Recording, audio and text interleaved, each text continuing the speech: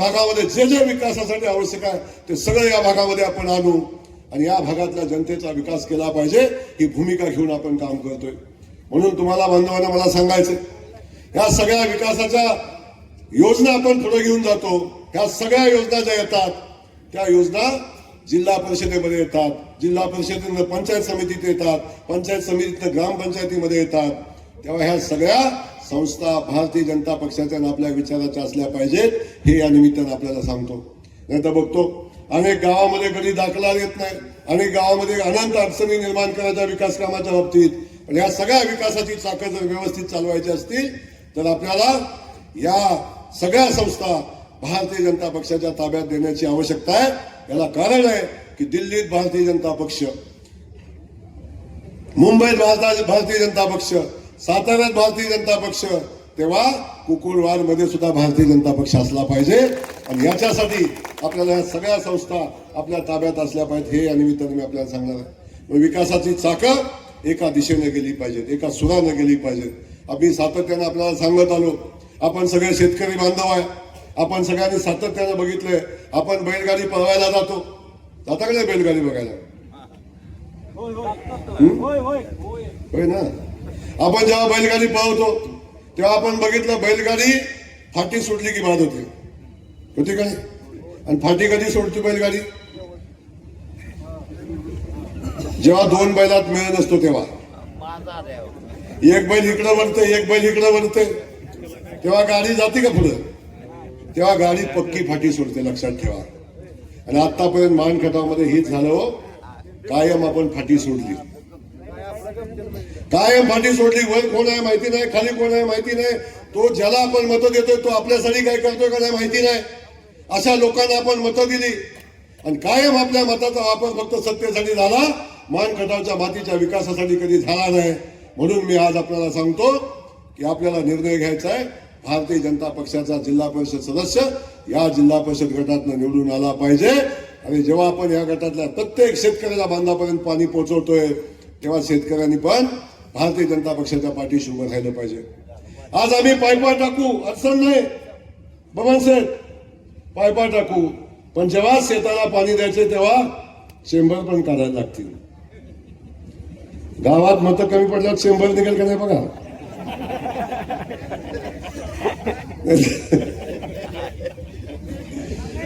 पण एक लक्षात घ्या, बाकी काय असू द्या नसू द्या, पण मी कधी विकासाच्या कामात राजकारण आणलं नाही. इथं पाणी आणल्यानंतर कुणाच्या शेतात जाईल याचा कधी विचार केला नाही. नदीला पाणी सोडल्यानंतर कुणाकुणाचं शेत भिजल याचा विचार केला नाही. मी हा रस्ता केल्यानंतर या रस्त्यानं कोण कोण जाईल याचा विचार कधी मी केला नाही. मी माझ्या मानखटावच्या मातीचा विचार केला, इथल्या माझ्या मायमाऊलींचा विचार केला, इथल्या जनतेचा विचार केला. म्हणून विकास काम करताना कुठलं पक्षी राजकारण मी कधी माझ्या कामात आणलं नाही. लोढवल्यात काम देताना सुद्धा मी विचार केला नाही आणि कुठंही काम देताना मी विचार केला नाही. ही वस्ती कुठं आहे, हे गाव कुठं आहे, हे माझ्याकडे आहे का नाही, सरपंच माझा आहे का नाही, इथं काय अडचण आहे हे कधी मी बघितलं नाही. अगदी माझ्या विरोधकांनी सुद्धा मला फोन केला आणि आमची लाईटचा डीपी झाला किंवा आम्हाला नवीन डीपी पाहिजे म्हणला, तरी सुद्धा विरोधक असला तरी सुद्धा मी त्याला कधी नाही म्हटलं नाही. म्हणून आज जन सैलाब आज भारतीय जनता पक्षासोबत आणि जयकुमार गोरे सोबत येताना बघतोय. आपण बघितलं प्रवेश करणारा चिराग. काल मी गेलो होतो कलेडोनला, कार्यक्रमाचा अर्धा वेळ प्रवेश घेण्यातच गेला. आज मी इथं आलो, इथं वेगळी परिस्थिती नाही, आज पण हीच परिस्थिती आहे. असंख्य लोक आज भारतीय जनता पक्षात येतात, म्हणून पुढे राहून करायचं काय आणि राहायचं कुणासोबत राहायचं, कशासाठी राहायचं? जी माणसं काहीच करू शकत नाहीत अशा लोकांसोबत काय राहायचं?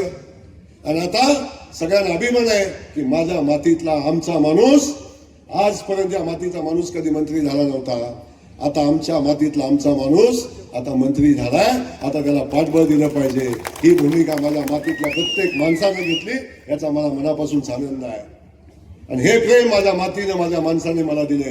हा जयकुमार गोरेचा शब्द आहे, जोपर्यंत जीवात जीव आहे तोपर्यंत या मानखटावच्या मातीची सेवा करेन. आणि एक सांगतो, मी ज्या दिवशी मरेन त्या दिवशी माझा मानखटाव बारामतीच्या पुढे गेलेला असेल हे जाताना या निमित्ताने मी सांगेन. आमची स्पर्धा तिथं असेल. मी सातत्याने सांगत आलो की जोपर्यंत बारामतीच्या बापाचा पोरगा त्याची मुलगी द्यायला माझ्या मान खटावमध्ये येत नाही तर आमचं काय, आमची मुलगीकडे घेऊन जायचं पण त्यांची मुलगीकडे आमच्या मान खटावमध्ये देत नव्हतं. देत होतं कराडातला गडी, फलटणातला गडी, बारामतीचा गडी, आमची मुलगी घेऊन जायचा तिकडं, पण त्यांची मुलगी कधी इकडे द्यायचा नाही. अरे आता बारामतीचा बाप मुलीचा शोधत शोधत येतो मानखटावमध्ये, हाय का गडी, हाय का गडी. ह्याला कारण आहे, अरे बारामती वाल्याकडे 2 एकर नाही तर 3 एकर राहिले आणि बँकेचा कॉलम असतो त्याच्यावर जागाच राहिली नाही द्यायला. पण माझा मानखटावच्या मातीतल्या प्रत्येक शेतकरी बांधवाकडे 10 एकर, 5 एकर, 15 एकर, 20 एकर, पण बँकेच्या ह्याच्यात सोसायटी सोडून दुसरं नाव दिसणार नाही कोणाचं. आणि ते पण मार्च एंडला अजिबात नाही. असा स्वाभिमानी माणूस माझ्या मानखटावचा आहे, संपन्न असणारा माणूस आहे. आणि बारामतीच्या बँका बुडाल्या, पण माझ्या मानखटावच्या पतसंस्था म्हणतात नको बाबा एवढं कुठं ठेवू. ही परिस्थिती आज निर्माण झाली कारण माझा मानखटावचा माणूस स्वाभिमानी आहे. अरे कांद्याचे 20,000 30,000 आले तर ती नेऊन बँकेमध्ये ठेवील, पण स्वतःचं घर चालवताना दुधाचा पैसा येतोय का, भाजीपाला करून येतोय का, जमतोय का बघून घर चालवेल, पण स्वाभिमानाने राहील, बचत करेल. ही माझ्या मानखटावच्या मातीचा इतिहास आहे. पांढरे कपडे घालणारा तिकडचं बघितलं ना, पांढरे कपडे घालणार दिवसात 3 वेळा जप्ती येते घरी, आणि हो घडी टाईट कपडे घालून चालला फिरायला. पण माझ्या मानखटावच्या मातीत हे कधी होत नाही, कारण माझी माती सन्मानाची आहे. माझ्या मातीला अभिमान आहे, मान आहे, सन्मान आहे. इथल्या माणसामध्ये स्वाभिमान आहे, आणि म्हणून मानखटावच्या मातीचा सुपुत्र म्हणून आज राज्याचा मंत्री झाला. त्या मातीला पण अभिमान आहे.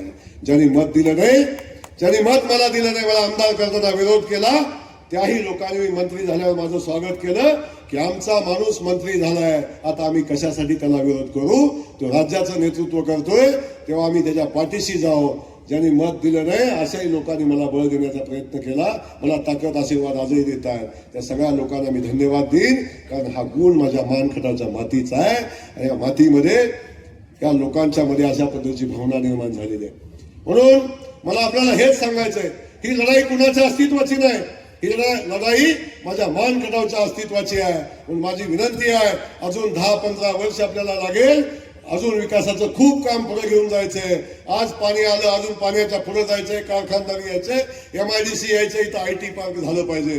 सोलापूरला IT पार्क करतो म्हणलं, अख्ख्या सोलापूरनं भरभरून मतं दिली आम्हाला. एक IT पार्क सोलापूरचं नशीब बदलून टाकेल. तशा पद्धतीचं IT पार्क माझ्या मानखटावमध्ये आलं पाहिजे. वेळ लागेल मला माहिती आहे.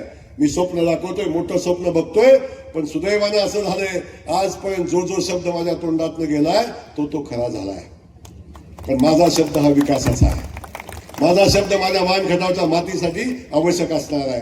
म्हणून या भागामध्ये सातत्यानं जे बोललो, इथं पाणी आणतो म्हणलं आलं, एवढ्या दिवसात आणतो म्हणलं आलं, इथं MIDC आणतो म्हणलं आलं, ह्या रस्ता करायचा म्हणलं आलं, भोजलिकाला जायचं म्हटलं आलं, कुठं जे तोंडात आलं ते सगळं मला परमेश्वरानं दिलं, माझ्या मानखटावच्या मातीला दिलं. आणि तशाच पद्धतीचा शब्द तोंडात निघाला. एक दिवस असा येईल, 5 वर्ष लागेल, 10 वर्ष लागेल, पण या मानखटावमध्ये IT पार्क उभं करून दाखवेन, हा शब्द जयकुमार गोरेचा. म्हणून हा संकल्प करत असताना माझी विनंती तुम्हाला एवढी आहे, जेव्हा आपल्याला हे सगळं पाहिजे तेव्हा एका दिलानं, एका सुरानं आपण सगळे मिळून काम केलं पाहिजे. आणि त्यासाठी या सगळ्या सत्ता आपल्या सोबत असल्या पाहिजे, जिल्हा परिषद आपल्या सोबत असली पाहिजे, त्यासाठी पंचायत समिती आपल्या विचाराची असली पाहिजे. आता बघू, पंचायत समितीची 25 कोटीची इमारत बांधतोय मी आता. अरे पंचायत समितीत गेला तर आता पडती का मग पडती, इकडनं पडती का तिकडनं पडती, आणि भांडणं आमचं पुढारी सभापती व्हायला. सभापतीच्या केबिन मध्ये गेलं तर बायकोला बी जागा मिळाला त्याच्या बसायला. 10 गाडी आलं तर उभा राहता येईना, इकडं तिकडं उभं राहता येईना, अशा पद्धतीची पंचायत समिती आहे. आज माझ्या मानखटावच्या मातीला अभिमान, स्वाभिमान वाटेल अशी 25 कोटी रुपयाची पंचायत समितीची इमारत बांधतोय. तहसील कचेरीचं काम चाललंय. जे या तालुक्याला पाहिजे, जे या तालुक्याचा सन्मान वाढेल ते प्रत्येक काम आपण करतोय. या तालुक्यातल्या प्रत्येक देवस्थानला ब वर्गाचा दर्जा देतोय. 5 कोटी रुपये प्रत्येक देवस्थानच्या विकासासाठी देतोय. त्यामुळं आपल्या सगळ्यांना मला सांगायचंय, तुमच्या सगळ्यांच्या आशीर्वादाची गरज आहे. आता येईल कोणत्या निवडणुकीपुरतं येते, प्रत्येक वेळी सांगते माझ्याकडे एवढा पैसा आहे तेवढा पैसा आहे. आमची लोक दमून गेली, भाऊ म्हणतात ह्याचं काहीतरी करा आता.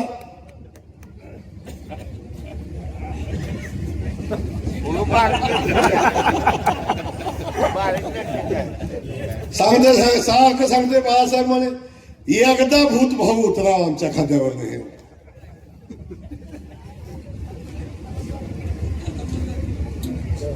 तेव्हा मी पण बाळासाहेब काय केलं, असल्या भूताचा अनुभव तुम्हाला घेऊन दिला. कवा तरी धमाल का नाही, कवा तरी वाटेल का नाही ह्याला घरी घालू, वाटेल का नाही. आणि जोपर्यंत वाटत नाही तोपर्यंत म्हणलं काय करायचं नाही.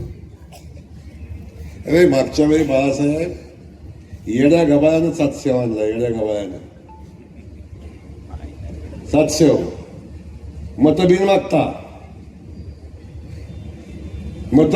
बिन मागता शेवटचे 2 दिवस फोन बंद ठेवून 700 आणला होता.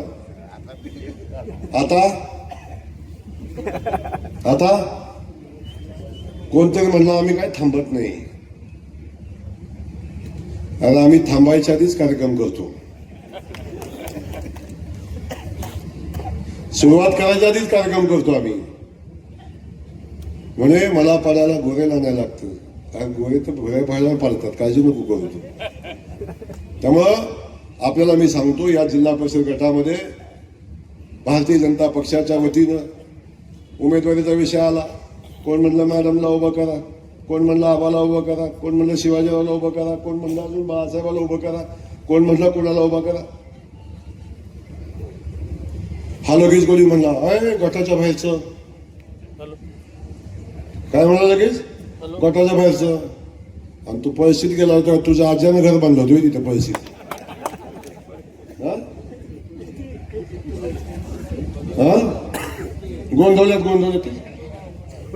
गोंधळ्यात तुझ्या आज्याचं घर होतं ते.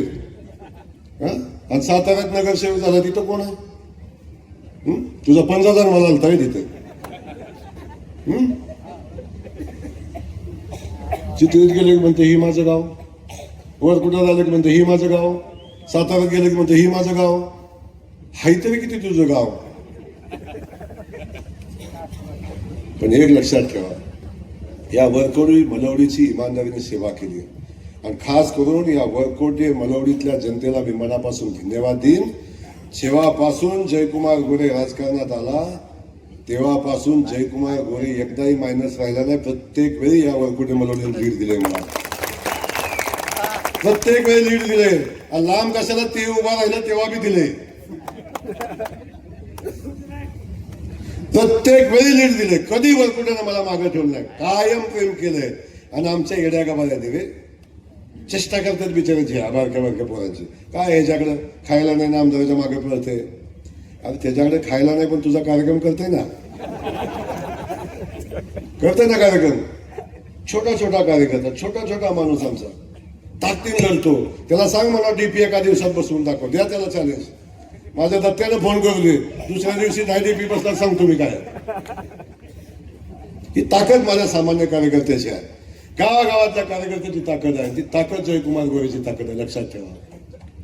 त्यामुळं करण्यासारखं काहीच नाही, फक्त माझ्याकडे पैसा म्हणून या निवडणुकीमध्ये उभा राहतोय. बघतो कोण येतोय म्हणतोय, काळजी करू नका, तुला पाहिजे तसाच गडी देतो, काळजी नको करू.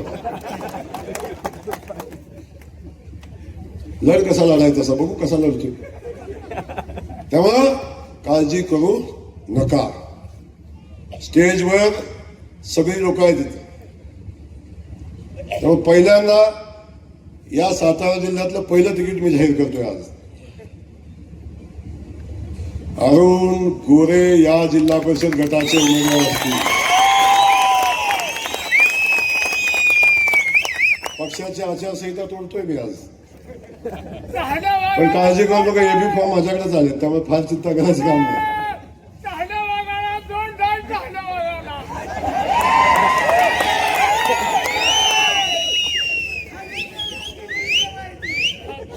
चालेल ना उमेदवार, चालेल ना. अरे ऐकायला गेला पाहिजे घरी, चालेल ना.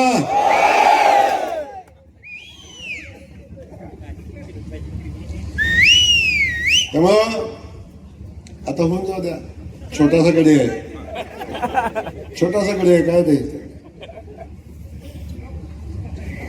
माझी आपल्या सगळ्यांना विनंती आहे, कुकुडवाड आणि वरकुटे मलवडी परिसरातल्या जनतेला माझी विनंती आहे, अरुण गोरे उभा आहे तिथं जयकुमार गोरे उभा आहे, लक्षात ठेवा. जेवढं प्रेम जयकुमार गोरेला दिलंय, एक काकणभर प्रेम अरुणला जास्त द्या. आणि मी सांगतो, तुमच्या सेवेत कुठं कमी पडणार नाही, बाहेरचा आतला विषय नाही. या कुकुडवाड गटातल्या कुठल्याही माणसाला कुठलंही काम कमी पडू देणार नाही, त्याला कधी सोडणं, आजपर्यंत सोडलंच नाही, पण इथून पुढे सुद्धा भविष्यात कधी काही कमी पडू देणार नाही, हा शब्द या निमित्ताने जयकुमार गोरे देतो.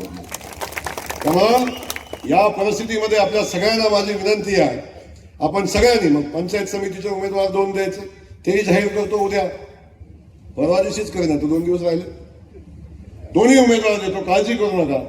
आणि ते दोन्ही उमेदवार दिल्यावर आपल्या सगळ्यांची जबाबदारी आहे की ही निवडणूक तुम्ही हातात घ्यायची. वाटतं ना तुमचा जयाभाऊ सोलापूरला जाऊन सोलापूरची महापालिका लढू शकतो, तीच निवडणुकीची जबाबदारी सोलापूरच्या जिल्हा परिषदेची माझ्यावर आहे, धाराशिवच्या जिल्हा परिषदेची जबाबदारी माझ्यावर आहे, आणि माझ्यावर अवलंबून असणारे असंख्य कार्यकर्ते या सातारा जिल्ह्यातले आहे, त्यांची निवडणूक, त्यांनी प्रचंड मोठं प्रेम माझ्यावर केलंय, त्यांची निवडणूक आहे. त्यामुळे कदाचित मला कमी अधिक वेळ मिळेल. पूर्वी जसा गावोगावात फिरत होतो तसं फिरता येईल का नाही माहिती नाही, मी प्रयत्न करेन सगळ्यांना भेटण्याचा, सगळ्यांच्या सोबत येण्याचा. पण मी आलो नाही आलो, मी पोचलो नाही पोचलो, तरी तुमच्या सगळ्यांची जबाबदारी आहे, आपण सगळ्यांनी मिळून निवडणूक लढायची आहे. आणि या जिल्हा परिषद गटातनं विक्रमी मतानं भारतीय जनता पक्षाचा उमेदवार निवडून आला पाहिजे, अशी विनंती आपल्याला करतोय. द्याल निवडून, द्याल निवडून. एवढ्या हवा आवाजात कसा कळत? अरे किमान भोजलिंगाला तर ऐकलं गेलं पाहिजे का नाही गेलं पाहिजे? द्याल निवडून. हा, धन्यवाद. जय हिंद, जय महाराष्ट्र.